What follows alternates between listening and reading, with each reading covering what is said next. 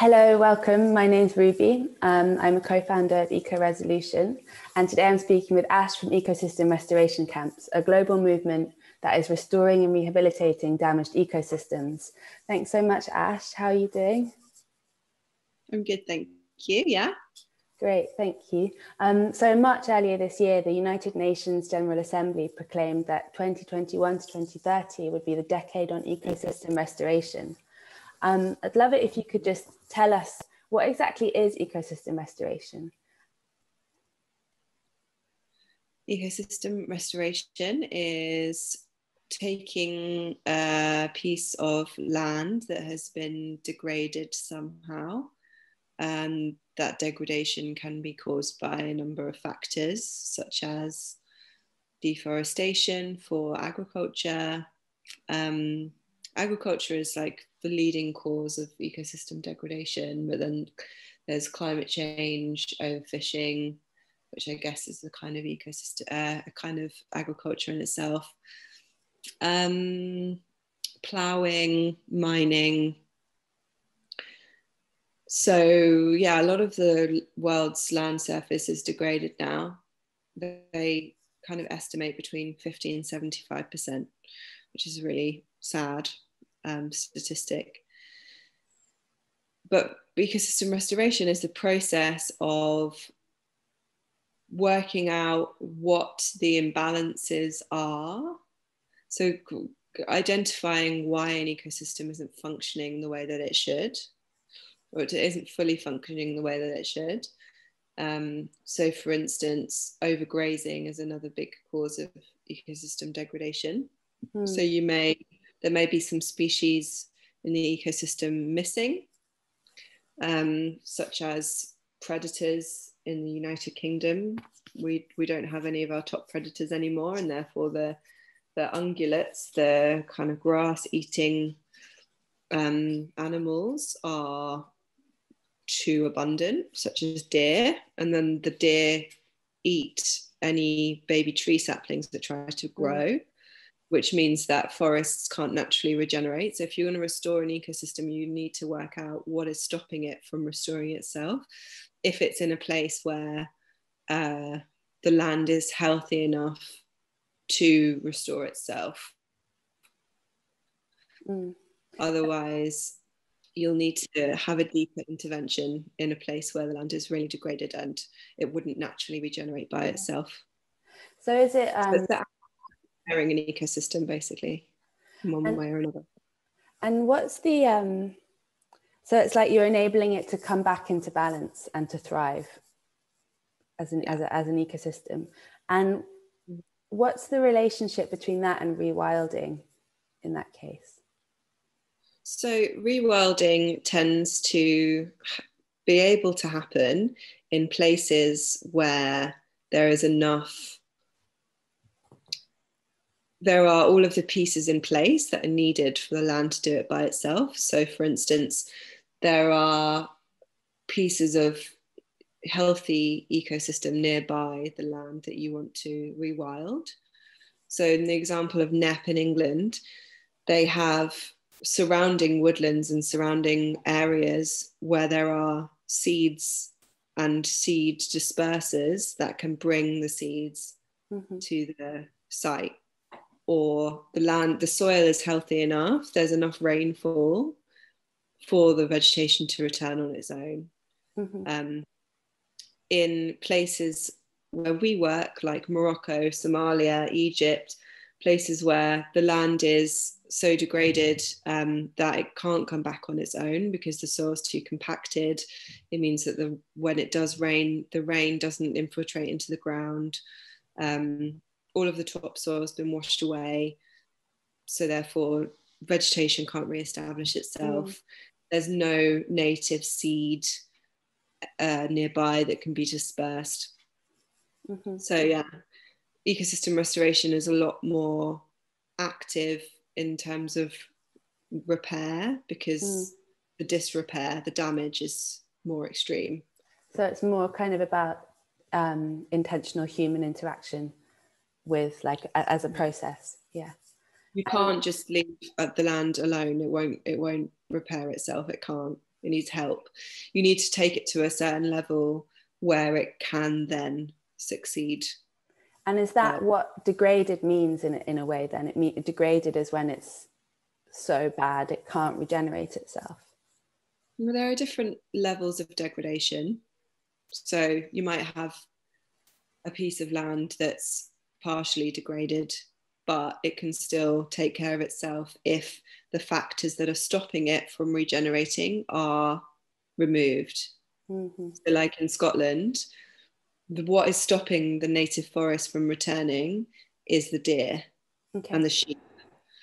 If you fence off an area in the Highlands so that sheep and deer can't get in, sheep, deer and rabbits, which are all the things that eat the baby trees whenever they try to re-establish themselves, within 5 to 10 years you'll have a young forest in that fenced off area. That's all you need to do, is put the fences up. If you are close enough to a place where seeds can be brought from by birds or squirrels or the wind. So the Highlands are really highly degraded, but if you stop the thing that is naturally stopping the ecosystem from regenerating itself, it'll do it itself most of the time. Whereas it's all about the factors at play, the climate, how much rainfall is there, how compacted is the soil, what is the soil health like, etc., etc. And are you ever supporting kind of agroecology and more sustainable agriculture practices within ecosystem restoration? And can that play a role? Yeah.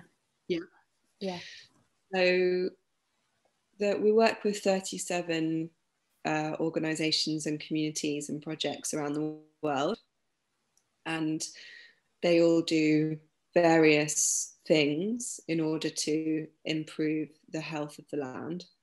And seeing as agriculture is one of the most impactful human activities on ecosystems, it's really essential that we transform the way that we grow food so that it can increase biodiversity, it can increase biomass, it can increase soil carbon, total photosynthesis, all of the things that agriculture is doing to destroy, it can also do to repair. So many of our camps they want to keep maybe a third of the land that they have as a natural ecosystem, whatever that may be, and then the rest of it will be for food growing or for like living spaces and teaching spaces and stuff like that. We loosely adhere to the common land framework, common land being a landscape restoration business in Netherlands, and they've come up with a framework that is called the 3 zones for returns 20 years approach, where you put a third of your land should be just completely left alone for nature, left alone once it's been restored. A third of your land is for it's called the mixed zone, for food growing, but done so in a way that resembles an ecosystem and still provides ecosystem services and functions. And then the other third is the zone where you are taking what you've grown and making it into some sort of product to sell. And they can be products and services. So you could make honey, or you could sell an agroforestry course or something. It's the economic zone. Yeah. I love that mixture of people and the environment. In like a lot of critics of rewilding dislike how it takes human contact away from the natural world, whereas it seems that with this kind of intentional integration of all of these different zones, you're able to maintain that connection, which is so vital to them being aware of like your behaviors and on a more like systemic level as well. Yeah. I'd love it if you could tell us a bit more about the camps Like how do they function, and what exactly are they doing? So we're not highly prescriptive with what a camp should look like. And for that reason, we've been able to scale up exponentially. So it's really important to us that we're not too over prescriptive with what a camp should look like. But essentially, it's a place where everyday people are restoring and rehabilitating degraded land and teaching people how to do so. So some camps are run entirely by local communities, and international guests come to take part in that work in one way or another. Some are sites where they're run almost entirely just for visitors. So Camp Altiplano in Spain, they have a site that they're restoring, and they have infrastructure there to host people to come and take part in learning experiences. Whereas the camp in Kenya, they are a local organisation that is paying local people to grow mangrove saplings in nurseries and plant them out, whilst also teaching local people about regenerative aquaculture and things like that. So they're trying to create a local livelihoods based on ecosystem restoration, and then people from outside who want to go and visit to take part can do so. So it's really, really varied in terms of how they actually work, but the basic tenets are: it's a place where land is being restored and rehabilitated. People can go there to learn how to do it. And then how it actually looks depends on the camp's context and what works best for them. Amazing. And do you train people who are wanting to restore pieces of land? Do they get in touch with you and then you help? Mm-hmm. We have an online course that lasts 6 months, and it's starting again in January actually. And we have roughly 200 people per iteration. We do two iterations a year. And what happens in that course is it's split into 5 modules. The first module is about natural ecosystems, so places like in the Highlands of Scotland where native forests are returning. The second module is agricultural ecosystems, agroecosystems. The third is urban ecosystems, and the fourth is business models for how to restore land, business models that will help fund restoration. And then the fifth module is a practical module where people learn how to create a restoration design and plan for a site of their choice. And they also create a business plan with an idea for how they would fund that work. So at the end of the course now, there are about 25 new restoration projects happening, and the students are forming groups to support each other. Some of them are camps already on our roster. Some of them are projects that have just become camps. So yeah, we train people that way. And then we also have opportunities at the camps themselves for people to go and learn how to restore ecosystems there. That's so cool. But less of that this year because of COVID, unfortunately. Yeah. How has coronavirus affected the work? Well, the online course was very well timed, not on purpose. But we had a lot of interest in that because many people were at home. So that's great. But we also had a lot of plans this year from March onwards for the camps to organise experiences in situ that had to be cancelled, which has been a bit of a blow. But there have still been kind of socially distant, responsible local events happening. So for instance, in California, after the latest wildfires, a big group of people got together to put down these things called straw waddles, which are like big straw draft excluders, you know, the sorts of things you put under a door to exclude draft. You like run them along areas where toxic runoff happens, because the wildfires have burnt down a lot of buildings that have been built using toxic chemicals, and then when it rains, all of those chemicals get washed down the watershed and into the aquifers, which is really, really like cancerous and bad for your health, obviously. So things like that have been happening, where these straw waddles get placed in places where the runoff can be captured by them. So yeah, local community outdoor events have still been happening, but ones that involve international travel, obviously not so much. Yeah. And it's good that you can still restore ecosystems. A lot of agricultural things have had to become a bit no contact, which is a lot harder with the small farms and things. But it's good that with the ecosystem restoration, you're still able to continue the same. Well, I think we have to. I mean, we only really have 10 years to restore a lot of land. I can't remember the exact numbers, but it's something like 50 billion acres, I think, is what's needed to get the carbon in the atmosphere down to safe level of 300 parts per million. So we've got a lot of work to do, and wow, what will happen as a result of us not restoring that land will be hell of a lot more dangerous for humanity than coronavirus is.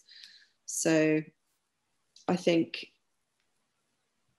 yeah, there are many places where agriculture is just not becoming viable anymore because the land's so degraded, and, you know, millions of people starving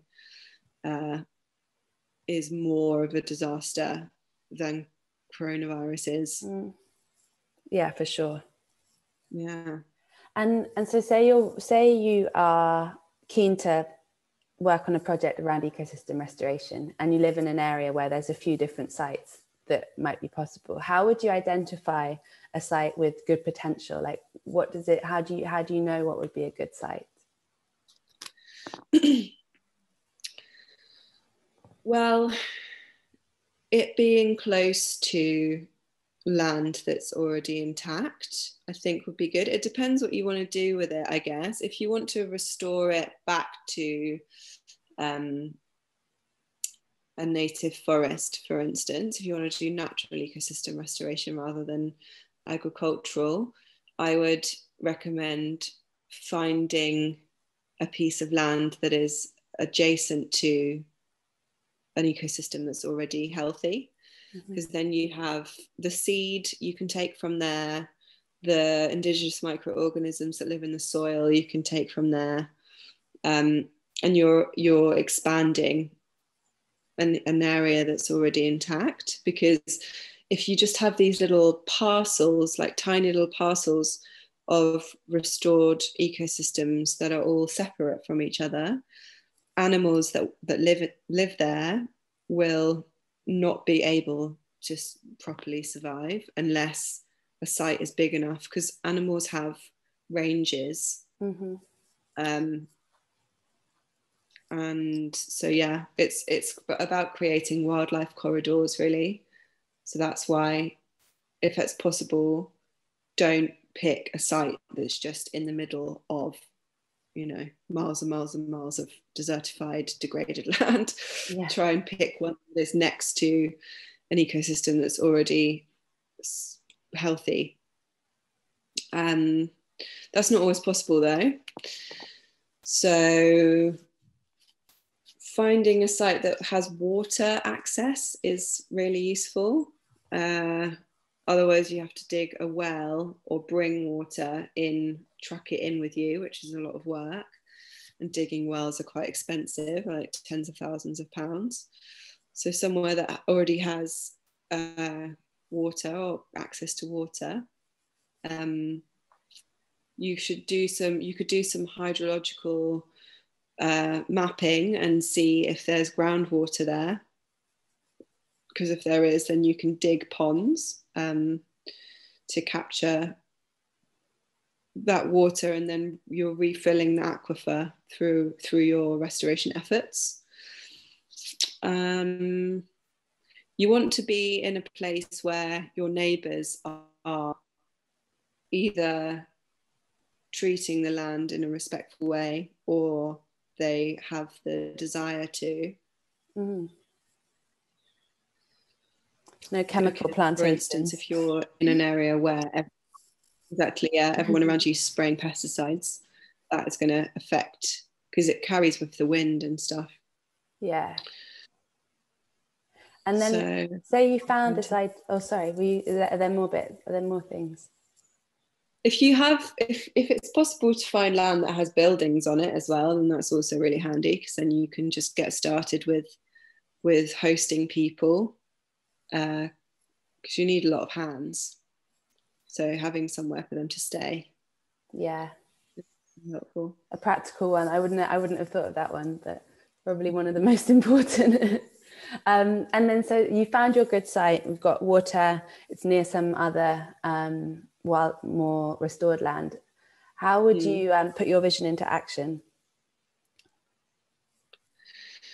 Do you mean through the camps model? Yeah. The way that would we reach out to you and put together a plan? So if you'd like to become a camp, then we take new camps on board twice a year. So we have 2 deadlines a year, tend to be in like March, April and September sort of times. You go onto our website and there's a form called the camp interest form, and that just collects your information. So you'll tell us what your land is like, how big it is, give us GPS coordinates so we can have a look.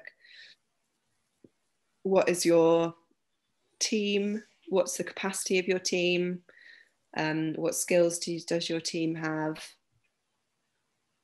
What's the vision for your camp? What kind of partnerships have you created? What resources do you have available, etc., etc.? And then you send the form to us and we consider it based on what it is that we're looking for at the time to make the movement as diverse and balanced as possible. So for instance, in the last round, we were giving priority to organisations that were somewhat established, meaning that they already had staff, infrastructure to host people, experience of hosting people, etc.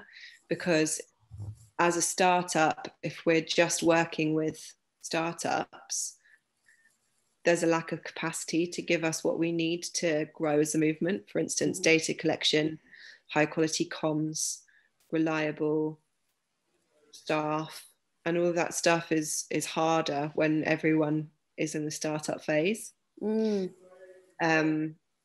Whereas in the next round, we're going to be giving preference to camps that are working on restoring natural ecosystems, because we have an imbalance at the moment. Most of the camps are doing sort of agroecology, which is great, and agroecology is definitely something that we need to be working on and supporting, but we want it to be more balanced, so more people are restoring native wetlands, forests, coral reefs, etc. And you mentioned earlier that many of the camps are run by the local communities that live there. And I wondered how you see the role of local communities in ensuring thriving ecosystems in the future. If the local community are not supportive, then the project won't succeed, in my experience. locally led and initiated is the best way of ensuring that it's going to last. And that's why the majority, I say like 85% of our camp partners are organisations that are locally initiated and led. Because they're people who have got to the end of the road with treating the land the way that they have been. And most of the time they're doing it out of necessity to survive because they don't know of another way. So that, you know, there's a lot of like, over the last 50 years, farmers have been farming their land in an industrial monoculture, chemical intensive slash and burn manner. And that it's just degraded the land to the point where they can't grow anything anymore. So they have no choice but to try and improve the land's fertility. And when your own survival is the driver of your desire to restore an ecosystem, you're 100% signed up. You know what I mean? At the beginning of our journey, we were gifted a piece of land for 5 years in Spain, and because we were all volunteers, we had the majority of the people that were running the camp were not Spanish, because in Northern Europe people tend to have more money and therefore more of a capacity to volunteer, whereas in Southern Europe it's much less common and people have to work to support their families. So we, after a couple of years, the people who were living at the camp in Spain who weren't Spanish went home. And that's just what will happen if the projects aren't locally initiated and locally led. So yeah, that's the way we do things now, and that's just the best way to do things, really. Yeah, no, I can imagine that would be the key part. But then how do you go about engaging local communities? Do you do that as well? And have you found that that's a useful thing, or do you think it needs to be more autonomously led? There are some camps that have been initiated by people that are not from the place originally, but they live there. So they know the culture really well, they speak the language, they have close relationships with the people that live around them, and they have brought in a new way of doing things that the locals have adopted, because it will improve their livelihoods. So for instance, in Guatemala, the camp partner there is initiated by a man called Sean, who's originally from the US, but has been living in Guatemala for the past few years. And he's been teaching people how to grow food forests or agroforests on contour, as opposed to chopping down the rainforest, slashing and burning the land, and then planting monocultures of corn using chemicals, which is what they were doing before, because, you know, they've been told by some chemical and seed company that that's their fast track to abundance, whereas in fact it's not. And what they're interested in is food security and a stable income, right? That's what drives most people that are, you know, farmers. And most of the people who own land tend to be owning it for farming. So if you can suggest a way that they can increase their income and improve their food security, as well as sequester carbon, you know, absorb more rainfall, increase biodiversity, all of this stuff. I mean, that is important to them, but with the hierarchy of needs, you're like, survival is the most important thing. And as soon as they see that it works and that it is increasing their income and improving their prospects, then it'll just spread like wildfire. They'll tell their neighbours, and their neighbours will tell their neighbours. In this example in Guatemala, they're growing so quickly. They've gone from one village to like 40 villages in like a year and a half. Wow. Or something. Yeah. And those 40 villages you count as a camp, or it's just that's why it's a movement, because it catches fire like that? Yeah, like I said, a camp can be, it's like a loose term for a place or a series of places where land is being restored and rehabilitated and people are being taught how to do it. So in Guatemala, it's a series of villages where their land is being taken from, it was once rainforest, then it went to slash and burn corn, and now it's going back to agroforestry. And if you consider the fact that there are some studies that have said that the Amazon is essentially one big human-made food forest, what they're producing on their farms resembles a tropical rainforest. And they have like a kind of HQ area, which is on the piece of land of a quite, his name's Don Adolfo. He's like big man around town. He's given his own property, which is land and buildings, to the camp organizing partner for them to host people to come.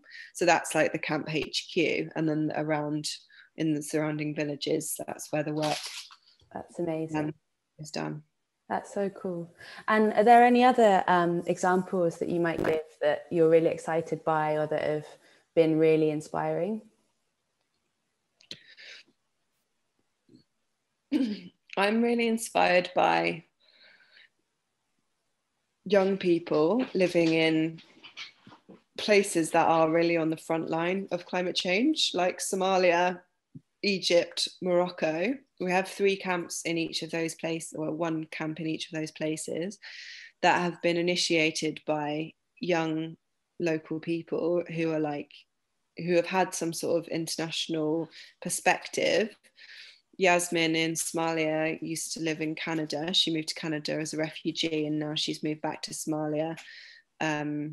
Karim is Moroccan and did his education in the Netherlands, has come back. So they have this perspective that things can be different, and have taken that perspective alongside their passion, love for their homeland, which they know to be degraded, and they know that it's possible to restore it. And they've both done all 3 of them have done our online course, and now they're just getting on with it. You know, they're finding pieces of land, they're like working in their spare time to fund it. They're really like grafting and hustling to be able to create examples for people that live around them who don't know how to restore these landscapes, and giving people a lot of hope that their futures aren't going to be marred with famine and conflict, because that is what will happen in places like North Africa unless their ecosystems are restored and their food security is restored. And so these people are trailblazing on a shoestring just because they feel like they don't have any other choice, and that's the only viable future that they see for themselves, and they're just getting on with it. That's very inspiring to me. Yeah, it's amazing, and it really puts into it the fact that it's a social movement. Because when you say ecosystem restoration counts a social movement, I don't think you really can picture it until you understand that it's grassroots change coming from below that everybody is catching on to, and it's spreading around the world in that way, in the hope that it would then change at the top, rather than this idea that we've got to wait for change to come from the top, because those in power will never change something that's serving them well.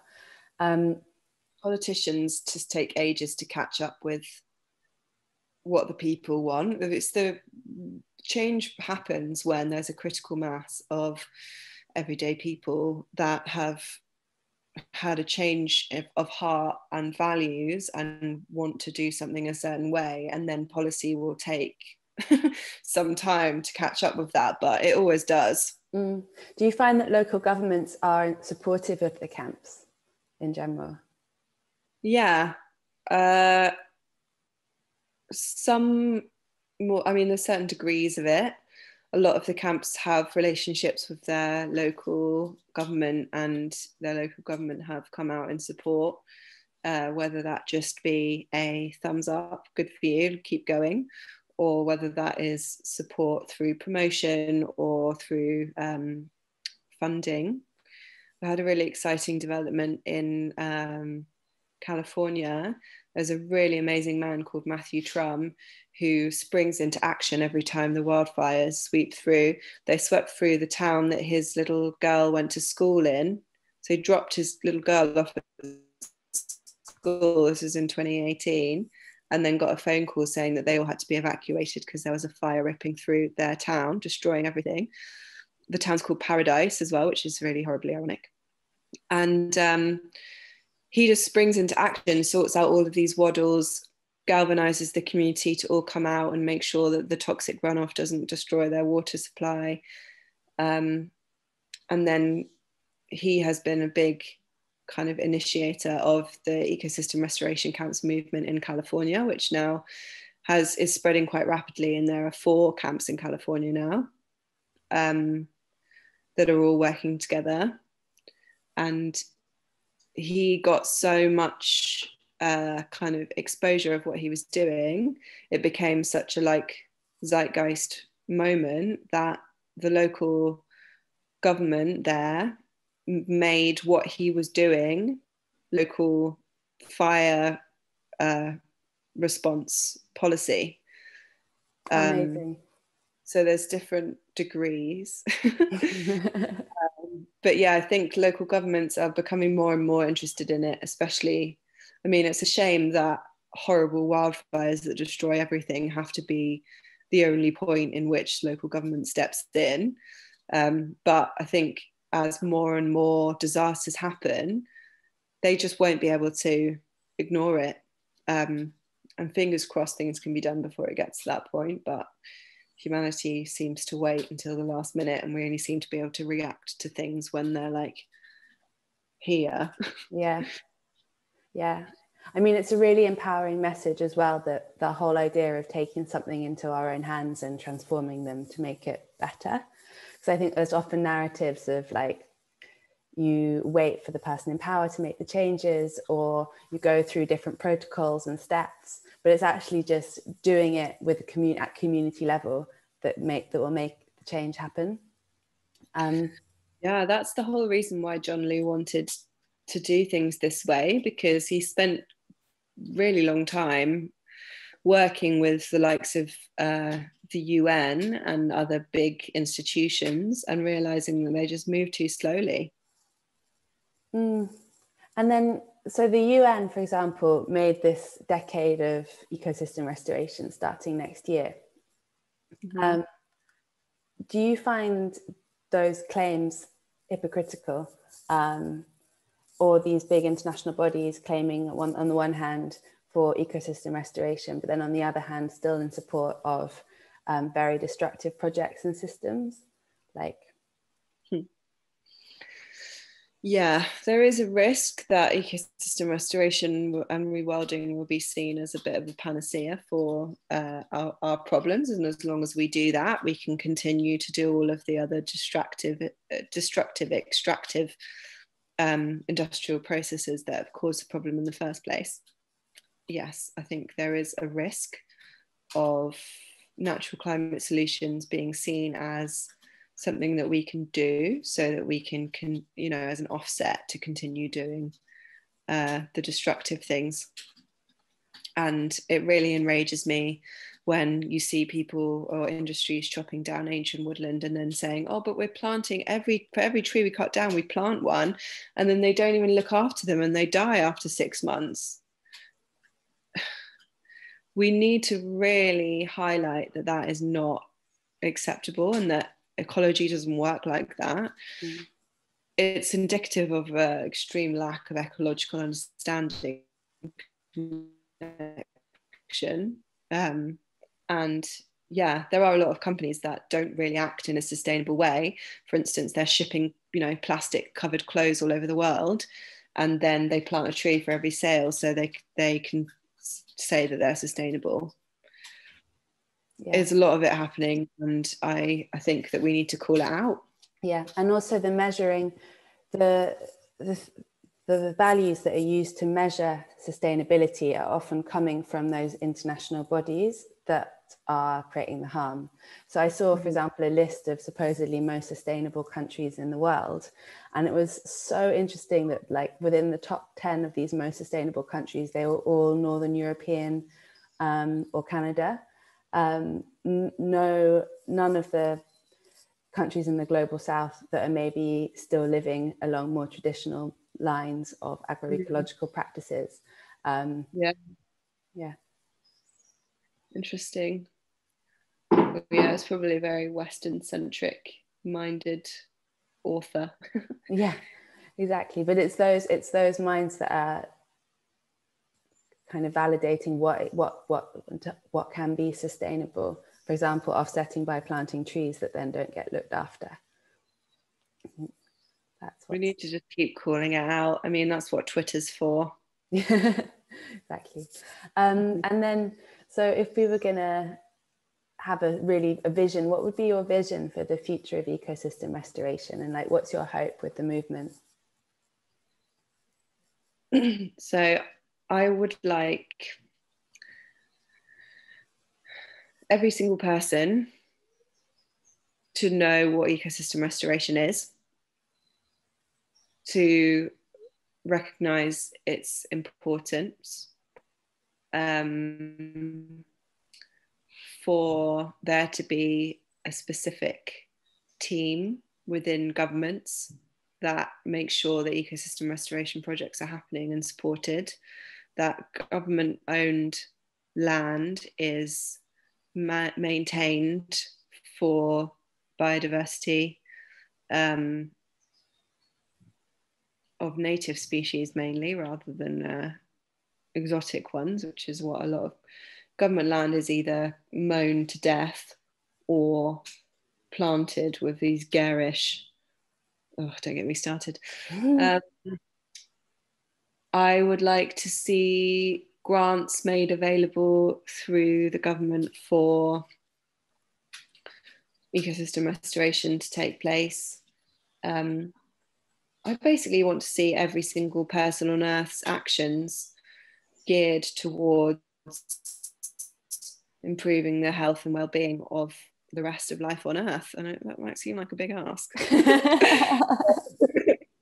But if we don't start thinking and acting that way immediately, then our futures are going to be awful. And I am feeling quite hopeful, because I do see really mainstream voices calling for this now. And there's just such an outpouring of interest. I mean, it's quite overwhelming, to be honest, for the ERC to receive so many calls for help, because we are still only a 4-year-old, 3.5-year-old tiny entity of 8 people. So yeah, I'd like to see more support for ecosystem restoration camps, for sure. Much more reach and more money and more awareness that we exist. And yeah, that's essentially it. I'd like to see ecosystem restoration taught at universities, everywhere, for it to be a part of what kids do at school, summer camps, that sort of thing.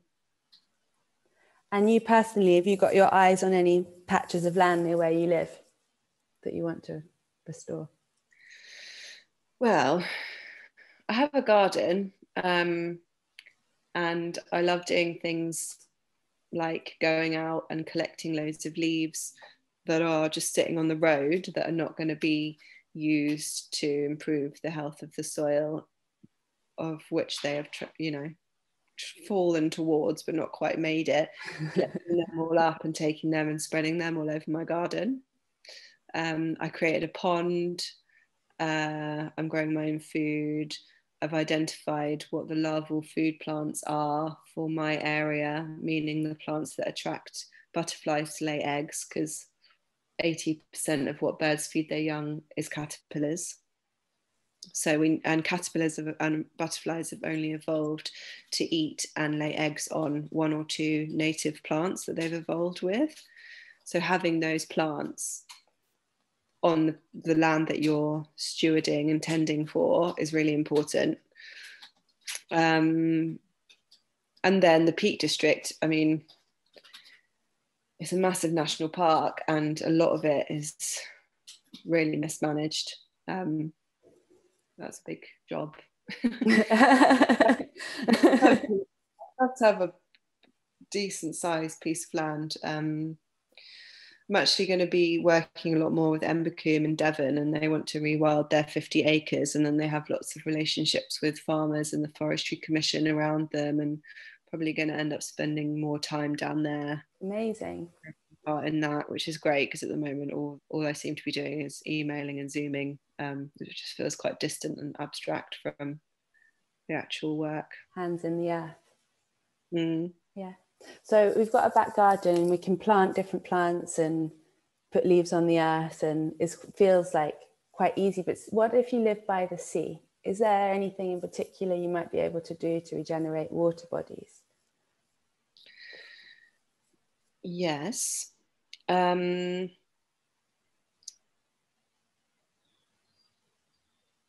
don't know about permission and what the rules are around improving the health of the ocean, what you are and aren't able to do, and who owns the sea. But there's an organization called the Climate Foundation. I think they're called the Climate Foundation.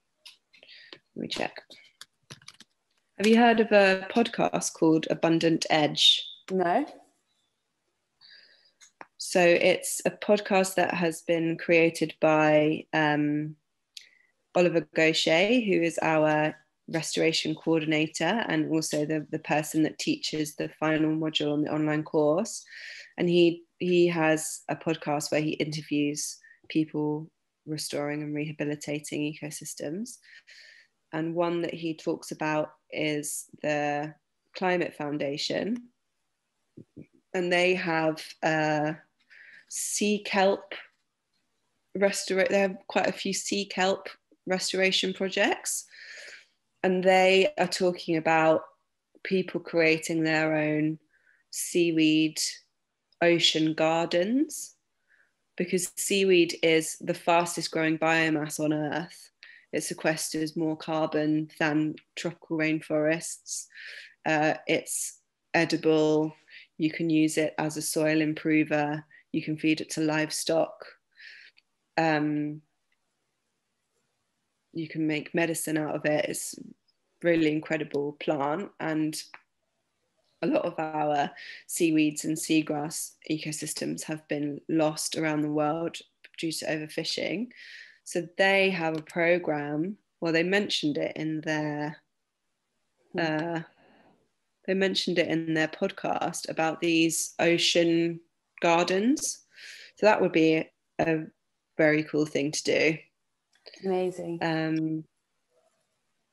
I recommend checking them out. If you listen to their podcast, then and check out their website. Abundant Edge.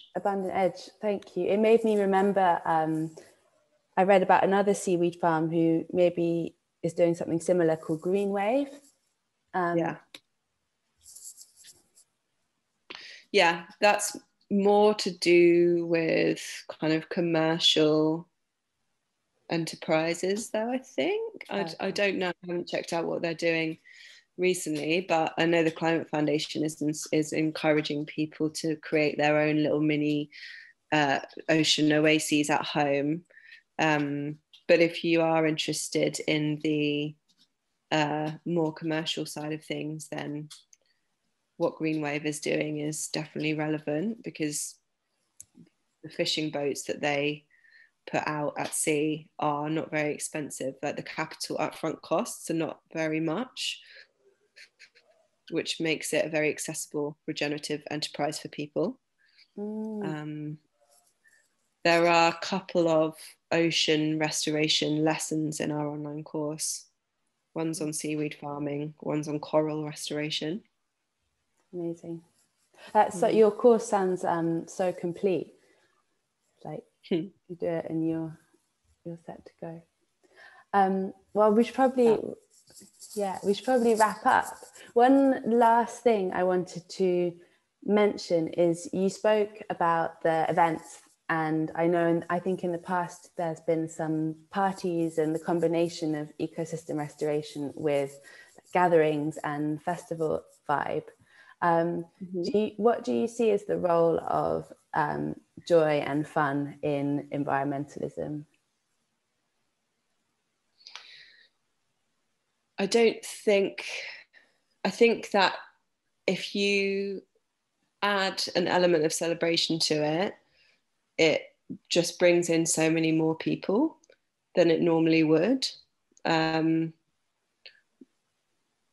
first eco-activism stuff that I did was very doom and gloom. It was very like anger based, lots of like, you're destroying the world, rah! Aggie. And I used to go home and just feel really depressed, and like it was so draining. There's a lot of burnout that happens from people just being like, I've got to keep pushing. And it's not, a lot of people shy away from getting involved because they're scared of going to a protest and being tear gassed by police and it's being really intense and horrible. Whereas if what you're doing is fun and joyous, then even if you have never planted a tree before, you're still going to want to go. And when we did the Regeneration Festival in Spain, so many people had never planted a tree before. And they came mainly because they love going to festivals. And the fact that it was a festival that was regenerating the land rather than degrading it was like a massive bonus. It was like a win-win. And restoring the earth is an incredibly joyous thing to do. It makes so much sense for people that are searching for purpose, and it's completely changed my life, and I can't imagine doing anything else. I'm happier now than I think I've ever been, considering that I know what I know about where the earth is at. And the other thing that I've been thinking of recently about festivals and restoration is, have you read the book Braiding Sweetgrass? Yeah. You know that scene where she's talking about the salmon coming home? Do you remember? Where they set light to the prairie grass, and the light on the headland is what attracts the salmon to know where to swim back to. Don't know if you remember that. No, I don't remember that, but I read it a couple of nights ago, and essentially what they do is they set light to the prairie grass, which regenerates it. And that light, that fire on the headland is what attracts the salmon to know where to swim back to, because they swim back to the river that they were born in. And as they're swimming back, there's like this whole ceremony and celebration sort of festival around them coming home. And then they have this big feast and party afterwards. And something clicked in me where I was like, ecosystem restoration, celebration, ceremony, those three things together are so powerful. And that's what so many people are craving, is like meaning, purpose, togetherness, and healing, and celebration and joy all in one bundle. Yeah. We should be creating more ceremony within restoration festivals. And we did do a brief one at Regeneration Festival where people took cups, went to one of the ponds, filled them with water, and then poured the water into this urn. And as they did so, gave like a blessing or some sort of feeling to the earth, wanting it to heal. And then that water was used to water the trees. And it's just so simple, but everyone was crying. I suppose it's like that ultimate triad of soil, soul, society as well, isn't it? It's like all the interlinking of community well-being, ecological well-being, and like spiritual personal well-being. Yeah. And also like all the indigenous cultures and more traditional cultures, it was also embedded within one another. It was the like exactly. I've been thinking so much about indigenous culture in the UK because it just doesn't really exist, and it doesn't sit right with me to be appropriating indigenous cultures from other places. So what if we want to live in a way that indigenous people do in the UK, we're going to have to create a new indigenous culture. yeah. And what does that look like? And my mind is just spinning at the moment with ideas of like marrying ecosystem restoration on these isles with ceremony and togetherness in the same way as indigenous communities in other countries do. Well, do you know Sharon Blackie, the I've heard ecologist and writer? So she often talks about how at the time of like Celtic spiritual practices, they were never written down. Like the monks, Christian monks, would write down about their stories. So that's why we've got a lot of the remaining like stories and like what they did and things. But they would never write down their spiritual practices because it was a competing religion. So it's now up to us to kind of, we can only really make up or intimate what they might have done, or make up our own culture, our own practices that relate more to how we're living now. So it's kind of, on the one hand, a shame that we're not still in touch with the kind of ancient practices, but it's also quite empowering to think that we can just make up new ones that are relevant, but still allow us to have that like indigenous connection to place. Yeah. Traditional connection. Yeah, I'm really interested in this and would really love to explore it more.